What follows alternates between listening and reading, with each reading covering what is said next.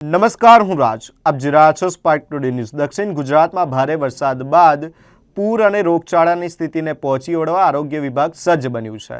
ગાંધીનગર ખાતે આરોગ્ય રાજ્યમંત્રી પ્રફુલ પાનસેરેના અધ્યક્ષસ્થાને ઉચ્ચ સ્તરીય બેઠક યોજાઈ હતી, જેમાં નવસારી, વલસાડ અને સુરત સહિતના અસરગ્રસ્ત જિલ્લાઓમાં આરોગ્ય વિભાગની તૈયારીઓની સમીક્ષા કરવામાં આવી હતી. બેઠકમાં રોગચાળો રોકવા માટે માઇક્રો પ્લાનિંગ કરવા, પૂરતા પ્રમાણમાં દવાઓ, ક્લોરીન ટેબ્લેટ્સ અને જંતુનાશકોનો જથ્થો તૈયાર રાખવા અધિકારીઓને સૂચના આપવામાં આવી હતી. આશ્રય શિબિરોમાં રહેલા લોકોના નિયમિત આરોગ્ય ચેકઅપ તેમજ અંતરિયાળ વિસ્તારોમાં સગર્ભા મહિલાઓને સુરક્ષિત સ્થળે ખસેડવા માટે વિશેષ આયોજન અંગે પણ ચર્ચા કરવામાં આવી. જરૂરિયાતના સમયે તાત્કાલિક તબીબી સેવા મળી રહે તે માટે વધારાની તબીબોની રિઝર્વ ટીમો તૈયાર રાખવા પણ સૂચના આપવામાં આવી છે. ગ્રાઉન્ડ લેવલ પર સ્થિતિની સમીક્ષા કરવા રાજ્ય આરોગ્ય મંત્રી પ્રફુલ પાનસેરિયા સડક માર્ગે સુરત અને નવસારી જવા રવાના થયા છે.